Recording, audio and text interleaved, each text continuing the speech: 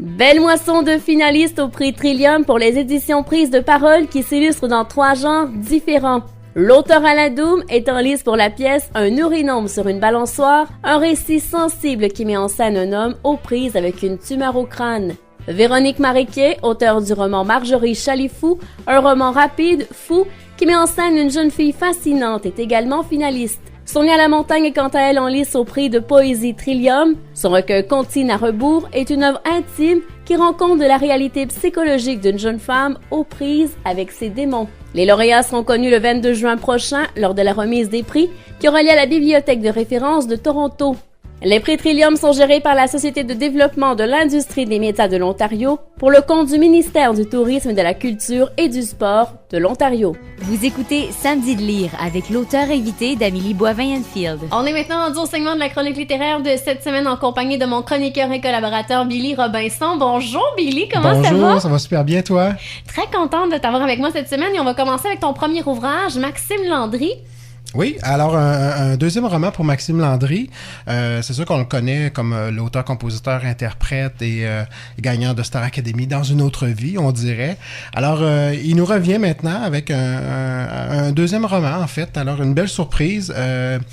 C'était un roman, son premier roman était un peu aux effluves, un peu autobiographique, on se rappelle. Ça parlait du suicide de son père. En fait, c'était de la fiction, bien entendu, parce que c'était un père qui parlait à sa famille via un journal à la suite de son décès pendant 1 année. Donc, il y avait un petit côté mystérieux et fantastique un peu dans tout ça. Mais c'était très, très surprenant. Moi, ça m'avait agréablement surpris. Oui, moi aussi, j'ai beaucoup aimé. Et donc là, j'attendais un deuxième roman un peu dans les mêmes teintes.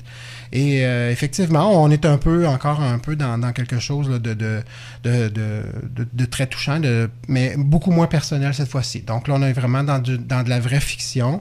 Il nous raconte l'histoire de Grégoire Porter, qui est un PDG d'une importante firme comptable à Montréal, qui a beaucoup, beaucoup d'argent et qui donc vit une double vie, en fait. Il a comme on voit qu'il y a comme un penchant pour une aventure avec une femme qu'on ne connaît pas. Il s'échange là, des textos à l'intérieur là, pendant le roman.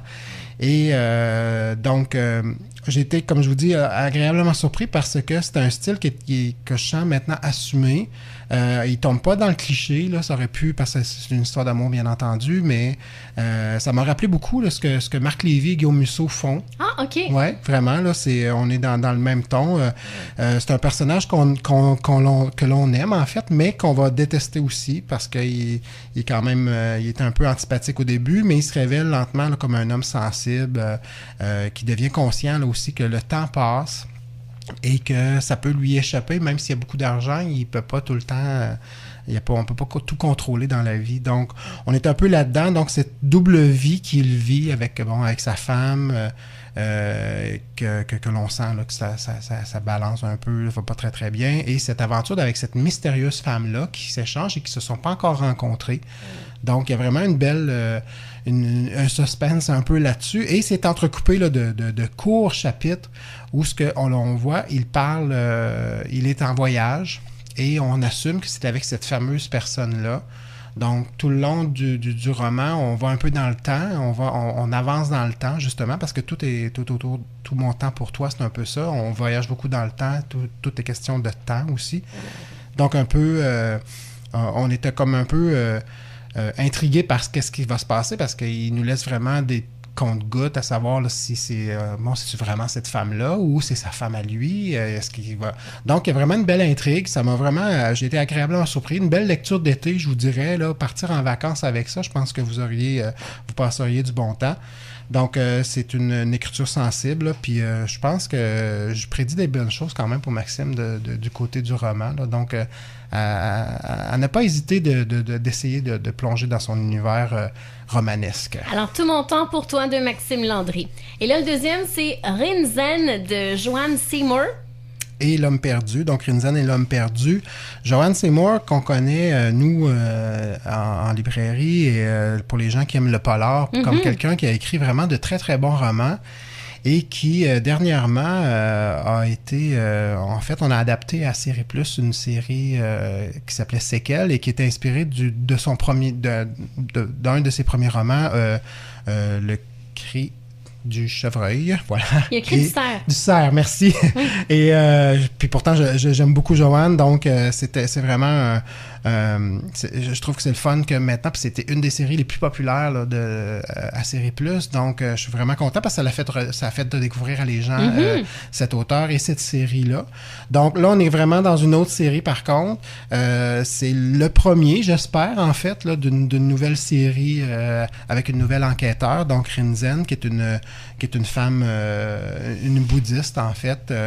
Donc on sort un peu des sentiers battus et en plus, son coéquipier, si on peut dire, Luc Paradis, lui, est un homme un peu un athée, est un peu insomniaque et il est gay. Donc, je trouve ça bien là, d'avoir des personnages vraiment très différents. Et tous les deux, donc, doivent enquêter sur la mère d'un frère, le frère Samuel Clément, qui est retrouvé mort dans son appartement de façon très tragique, pendu un peu comme le Christ. Et on voit qu'il a été affamé. Donc, c'est assez cruel comme fin. Et donc, un peu à l'image là, des romans policiers que l'on connaît, c'est très efficace. C'est un premier roman avec ces personnages-là, donc ça a des qualités, des défauts. C'est sûr qu'il faut apprendre à connaître ces personnages-là, donc on doit apprendre un peu qui ils sont. Fait que souvent, ça vient pas nécessairement là, nous aider dans l'intrigue, mais je trouve que c'est pertinent parce qu'il faut apprendre à les connaître et c'est ce que je trouve bien, c'est que s'il y a une suite maintenant, on les connaît et on pourra passer là, plus rapidement là, à l'intrigue, mais c'est vraiment très très bien écrit. L'intrigue est vraiment là, c'est un turn-pager, là, on tourne les pages là, tout le temps. On veut vraiment savoir qu'est-ce qui s'est passé. Des belles surprises, il y a une très belle trame là, qui est menée, qui est surprenante. Et ça aussi, c'est une belle lecture d'été, je vous dirais. Ça se passe même ici un peu dans le coin de Verdun, dans le village gay, bien entendu. Donc, c'est vraiment très, très bien. Puis moi, j'aime ces romans qui se passent à Montréal. Je trouve qu'on a au Québec là, de très belles plumes. Et Joanne, là, qui, on le rappelle, est la fondatrice là, des Printemps meurtriers, qui célèbre le polar au Québec. Là. Alors, je trouve qu'elle fait même quelques petites références là, à des auteurs là, dans les pages de ce livre-là. Alors, je trouve que c'est de beaux clins d'œil parce que on a, comme je vous disais, là, de très bons auteurs québécois en polar. Alors, à découvrir, Joanne Seymour et plein d'autres. Rinzen et L'homme perdu. Et là, c'est à mon tour de te présenter des ouvrages que j'ai lus cette semaine. Alors, j'ai commencé avec un livre de recettes. Ça s'appelle La cuisine de ma grand-mère italienne de Matteo Agostinelli et Mathieu Folidi. Je sais pas si tu as entendu parler de cet ouvrage-là, mais c'est écrit par deux garçons de 16 ans qui se sont assis avec leur grand-maman, leur maman, pour avoir les recettes typiquement italiennes de la famille. J'adore. Alors, on retrouve dans cet ouvrage-là, on nous présente au début les fameux fromages italiens, comment les différencier, les différentes sortes de pâtes. Alors, on a les antipasti, les entrées, les primi, les premiers pas, secondi, les seconds plats et des dolci, les fameux desserts italiens. Les photos sont vraiment magnifiques. Oui. Je trouve que c'est une belle idée que deux garçons seulement de 16 ans aient eu l'idée de demander à leur grand-maman et à leur maman de leur donner les secrets des recettes italiennes. Alors, un très, très bel ouvrage pour les gens qui aiment la cuisine italienne. Vous allez vraiment adorer. Oui, tout a l'air simple en plus. Alors, je trouve ça bien parce que ça aussi, l'idée de partage, là, ça se perd un peu, là, mais on devrait faire ça chez nous aussi. Donc, oui, très beau. Fait on peut faire ça avec des recettes québécoises. Ça s'appelle La cuisine de ma grand-mère italienne de Matteo Agostinelli et Mathieu Folidi. Là, je vais vous parler d'un chick-lit. Moi, j'aime quand même beaucoup la chick-lit, surtout en période estivale. Il y en a plein qui sortent en ce moment. Et c'est Rhum Soleil et bottes de pluie de Joanne Pronovo. Moi, j'avais lu le premier ouvrage et j'avais beaucoup aimé. Ça s'appelle Cap d'acier et talons hauts. Alors, ça se passe dans une entreprise d'aménagement paysager du côté de l'Outaouais. Alors, dans ce cas-ci, on retrouve Elisabeth et Francis qu'on a connus dans le premier ouvrage, qui sont toujours en couple. Et Francis est devenu le boss de la compagnie Côté Cour et Côté Jardin. Et Elisabeth va aller faire une commission et va avoir un coup de cœur amical pour une certaine Juliane qui est à un kiosque à fruits et légumes à l'entrée d'une ferme. Et elle va la convaincre justement de venir travailler pour l'entreprise de son chum. Et elle va convaincre son chum aussi. Mais Juliane, elle n'a aucune expérience dans les entreprises d'aménagement paysager. Mais elle va quand même se faire engager par la compagnie Côté Cour et Jardin. Et elle va beaucoup aimer ses collègues de travail, sauf son fameux chef d'équipe Bertrand, qui, comme elle le surnomme, l'armoire Ikea, va complètement lui taper sur les nerfs. Alors, selon elle, c'est un gars à problème parce qu'il est trop beau. Il s'intéresse, selon elle, aux belles filles aux gros seins qu'elle surnomme des Christina siliconées. Et Juliane va préférer s'en tenir aux gars moyens, comme Mathis, un de ses collègues de travail, qui lui a beaucoup moins de chance avec les fameuses Christina avec les seins siliconés. Alors, c'est pour la raison pour laquelle elle va fréquenter ce fameux Mathis-là. Alors, vous vous en doutez bien, c'est de la chiclite. Alors, on a beaucoup d'humour. Joanne Pronovo a vraiment le don de rendre ça avec humour. Un langage aussi très de gens, justement, du terrain, d'aménagement paysager. Alors, c'est pas très littéraire comme langage, mais ça fait du bien à lire. Et l'amitié est vraiment mise à l'avant-plan dans cet ouvrage-là. C'est ce que j'ai beaucoup aimé. On voit beaucoup d'entraide entre chacun des personnages et bien entendu, il y a de l'amour dans l'air.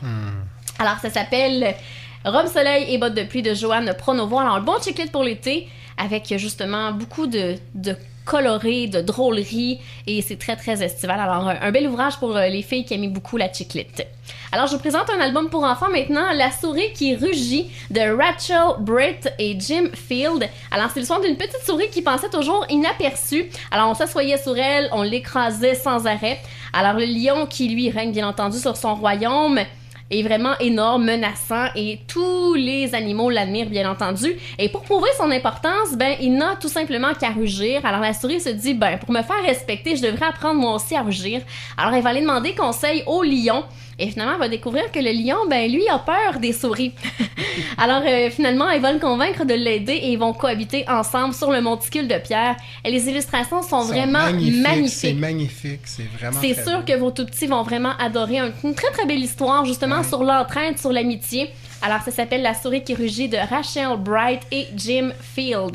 Et je termine avec Les étonnantes vacances de Margot de Jannick Lachapelle et Lou Fan. Alors, c'est l'histoire de Margot qui boude parce qu'elle doit aller passer la semaine au chalet de ses grands-parents. Alors, pas d'internet, pas d'amis, pas de console de jeux vidéo. Et elle va découvrir que finalement, il y a beaucoup de choses à faire au chalet de ses grands-parents, comme par exemple aller pêcher avec son grand-père, se baigner dans le lac, se costumer avec les vêtements qu'elle trouve dans le grenier, cueillir des petits fruits avec sa grand-mère, jouer à des jeux de société en compagnie de ses grands-parents. Et tu t'en doutes bien, Billy, à la fin de la semaine, elle voudra plus repartir à la maison. Elle se demande pourquoi ses parents ont juste pris une semaine de vacances. Alors, les illustrations sont vraiment magnifiques. Moi, j'aime beaucoup ce que Lou Fan fait. Alors, un très bel ouvrage. Et c'est pas le premier, je pense que c'est le 3e de la série Margot. Alors, ça s'appelle Les étonnantes vacances de Margot de Jannick Lachapelle et Lou Fan. Merci beaucoup, Billy, pour tes 2 suggestions de cette semaine. On se retrouve dans un mois. À bientôt. Bye bye.